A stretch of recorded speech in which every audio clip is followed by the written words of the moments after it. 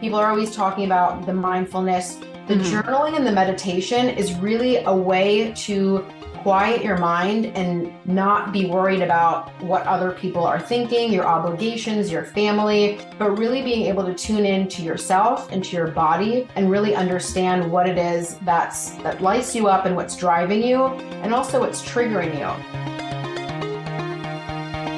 Hey everyone, it's Amy Lynn Durham, and you're listening to Create Magic at Work. Create Magic at Work is on a mission to equip senior leaders with tools they need to be a true quantum leader and actually understand what that means. Improve employee engagement, retain top talent, and transform your workplace culture to have less drama and stress.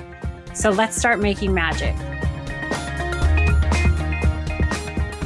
Hi everyone, welcome to another episode of Create Magic at Work. Today I have a very special guest for you. Her name is Zeina Kronfol. She is an ICF certified holistic life career executive coach and consultant with over 12 years in cross-functional leadership in international product marketing, brand strategy, and project management. Zeina knew from the beginning of her professional career that she was destined to help people, but she had no idea how. And despite climbing the corporate ladder, she continuously felt stifled and unfulfilled. Wow, we must be kindred spirits there for sure. So I invited Zeina on the show to help all of you talk about ways that we can up-level our lives and navigate transitions with more grace and ease in our professional life. So Zeina, welcome to Create Magic at Work. Yes, thank you so much for having me. Yeah, thank you for being here. Anything you want to add to that introduction? No, I think you nailed it. I think it's great. Okay. Can you start off talking a little bit about where you felt stifled in your professional corporate career and what sparked you to make a change? Yeah, honestly, really from the beginning, when I look back, that first job, that first corporate job, I was in advertising, and I've always been such an ambitious person, knew exactly where I wanted to go. It just didn't see like what I saw as my future, my trajectory just didn't align with what I wanted for my future. It didn't look like there was any freedom, any happiness, any health. I'm a very active person, any ability to create and see and spend time with a family. So it just automatically, I just didn't feel like it was the right fit for me. And then as I went along in my career, I felt like I couldn't show up as myself. I couldn't be authentically who I was. I constantly had to put on a mask in order to be accepted into the corporate world, and show, prove that I was worthy of being there, despite, getting sick because of it, overworking. I mean, I was doing international marketing, so I was on everyone's clock, right? So working myself sick and working all the time. And it just was not sustainable. I got to a point where I just decided I have to find a way to figure out what it is that I should be doing, which is not this. Mm-hmm. So something that intrigued me was you referenced tirelessly making external and environmental changes and having short-lived results. So what are some ways, if someone's listening right now and they're like, gosh, I keep trying, I'm not feeling any inner and outer peace, I'm not feeling I can be my full self, I'm feeling stifled. How did you make that shift to where you were making internal changes? Or what are some tips you can give the listeners on the internal stuff that they can do rather than trying to control external factors? Yeah. It's really just starts with creating that awareness and that mindfulness and listening to taking inventory of what's triggering you and why, and what is it that, so for instance, maybe you get constantly, nobody's listening to your ideas in meetings. So like, when did this kind of start? And it's taking a look at what is showing up now. So I feel disrespected. Or what are those kind of key words that really, like when someone says something, or how are you internalizing it? So maybe you give an idea in a meeting and they decide they're going to go in a different direction. So maybe your inner child sees that as rejection. So it's all about going inward and trying to heal some of the things that happened to us as we were younger. And it doesn't have to be like, we call them traumas, but they can be micro traumas. It doesn't have to be anything like a death or an accident or anything like that. It could be as small as, your parents not being present sometimes, or always being busy and didn't have time to listen to you, which in and of itself is a very innocent thing, right? Parents are always busy and they're always multitasking, but as a child, we're so impressionable. We only see things very black and white. So you may have picked up some sort of conditioning along the way of rejection. So you could not actually voice your opinions or your thoughts because you were always be rejected. So really taking the first step is the awareness and figuring it out. What is it that you need to work on? Do you have a fear of rejection, a fear of judgment? Is there shame? What are your limiting beliefs, or what are the things that are coming up? And then trying to start working on those and healing those wounds.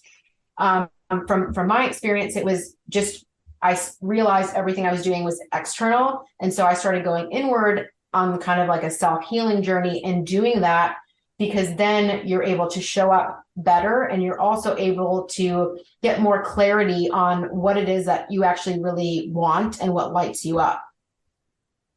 Yes. So I'm curious, when you started going inward, because we talk about this a lot on Create Magic at Work, that the inner work is so important for leaders to do, because who they show up as in the workplace ripples out to their teams. And that energy, the data often shows it ripples out 10 times over because they're in a position of power. And so what does that journey look like when you take a look at and start doing the inner work? Is it clean? Is it messy? What is there to expect? Yeah, it's usually pretty messy. Yeah. And it's not easy, but it's truly, you think of it at both ends, right? Because it's messy, yes, but it's so worth it, because you're not, the more that you are able to fully show up as yourself and not have to put on this mask and act like everything is, all flowers and sunshine all day, every day, and you're not that type of person, you're exhausted by the end of the day, right? And so you become very resentful of your job, your environment, the people around you, whereas it's really just because you're not maybe speaking your truth or speaking your needs. And so to kind of go back to your original question of what can people start doing? So creating that awareness, and making note of it.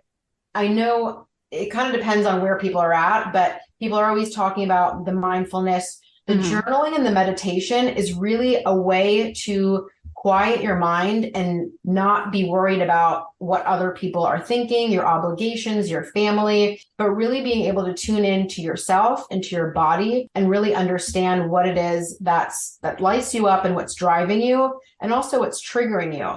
And that doesn't have to be, you're journaling 20 pages every day. It can be as simple as you just write something down, like, today, this person annoyed me. And then you kind of do almost like a waterfall of like, why? You just keep asking what it is so you can get to the root of the situation, which is usually a limiting belief or some sort of fear. And then you start working through that. So any type of transformation, it's going to be messy, but it gets easier. It depends on how much, you've had this different types of conditioning and how much you've also suppressed it. Because if you've been suppressing certain things for years, then it may take a little bit more time for you to work through it. But the more that you're able to work on yourself and help yourself, inevitably, the better that you are able to show up in every single area of your life, as a partner, as a parent, as a leader in work. I mean, if you have these, maybe insecurities or whatever,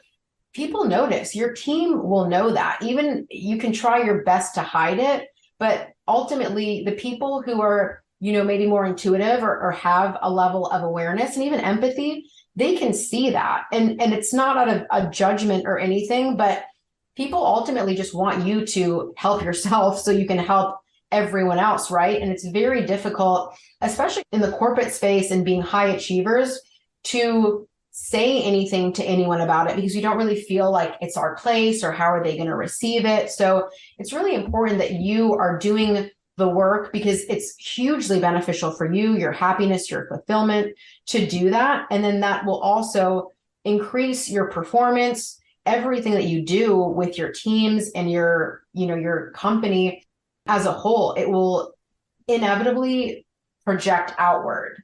Yeah.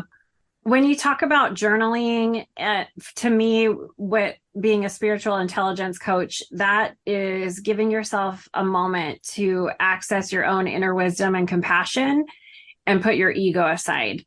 And as a leader, I think that's crucial. You don't, like you just said, journaling, and a lot of things you're pinpointing in your conversation is shadow too, right? Like somebody's irritating me and I need to figure out why. What in that person is within me, and how do I shine a light on that shadow so I can heal this energy and be more productive, profitable, innovative, etc. at work. Yes. And I think when we talk about, oh, when you do the inner work it might be messy, that's true. Also, you will find fulfillment because you will learn that you're going to be offered moments to practice who you say you are.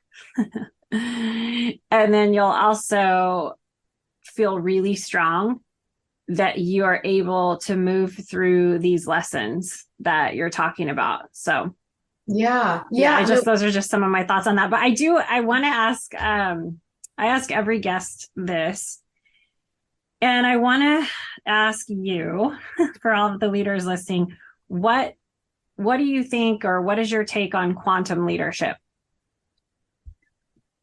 For me, that's looking at things from different angles, right? Not just kind of the normal. I mean, it goes back to the external versus the internal, right? So being able to have the capacity of seeing, okay, my team doesn't look like they're operating externally.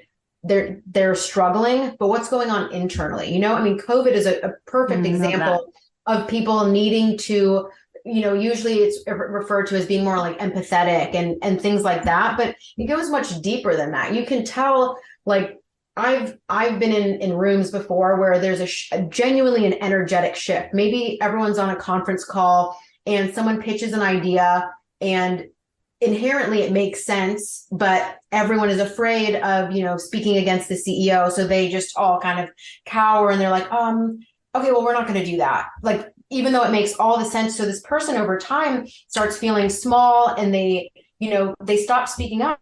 The biggest things for leaders is when your brightest employees get quiet, you need to be worried because something has happened. You should be able to see and feel that energetic shift of what is going on. This person is no longer engaged. So what do I need to do to re-engage them? Or even just see, like, is there something going on? Is there another way that I can support you?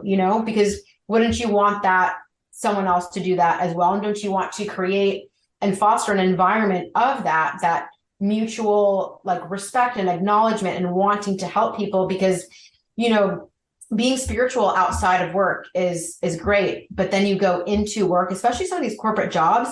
And this was definitely my experience. I was, taking all these leaps and learning about shadow and parts and all of these wonderful things. But then I would go back to a container and environment that maybe wasn't inherently toxic, but it felt so toxic to me because I had kind of, I don't want to say up leveled or make it sound like I was above or anything, but I had expanded in my mind and my being. I had so much awareness and working alongside people who had zero self-awareness and didn't understand and could only just do as they were told, weren't able to move and shift dynamically, it was so difficult for me. So being able to see through, not just, are people performing? What are their numbers? Just seeing through. I'd almost explain it as just like, really, it's energetics, like being able to see that. You don't have to be a super spiritual or woo-woo person. It's just observing. Yep.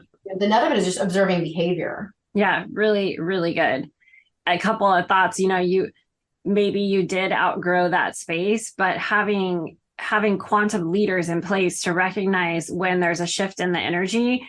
And I love how you said being curious about what might be going on internally with the team rather than looking at a spreadsheet could really change the game for you and actually help you hit your numbers or deliver what you need to deliver by just leading in that different way. So I love that you said that. Thank you. How can the Create Magic at Work listeners connect with you if they want to hear more or learn more about what you do? Yeah, absolutely. They can follow me on any of my social media. All of them are CROC Coaching, SEAROCK Coaching. So that's Instagram, Facebook, LinkedIn. I have a page on there. Feel free to connect and reach out anyway. They can also feel free to download. I have a workbook on my website that they can download for free. If any of this has sparked kind of some curiosity and they want to start looking within, or they have an idea kind of the direction they want and they want more clarity, I have a free workbook at croccoaching.com/freebie. So they can feel free to download that as well. Awesome. Thank you so much for sharing your wisdom on the Create Magic at Work podcast. And we definitely sent some magic to all the listeners today. Thank you. Yes, I'm sure. Thank you so much. Hi, everyone. Amy Lynn Durham here. I really hope you enjoyed today's episode. All the show notes and links can be found at createmagicatwork.net, or you can just look in the show notes in the episode and they're right there for you. Come back each week and make sure you subscribe, rate, and review the podcast. Keep joining us for more exciting episodes where we help you transform workplace culture to leaders that create less drama and stress and have high productivity and profitability. You have the power to create a burnout-free workplace right now. You can gain access to my new course, Create a Burnout-Free Team and Workplace, where you'll receive step-by-step tutorials in creating a team and organization that thrives. Click the link in the show notes to join us. I hope we brought a little magic to your day. Sending magic to everyone, and see you next time.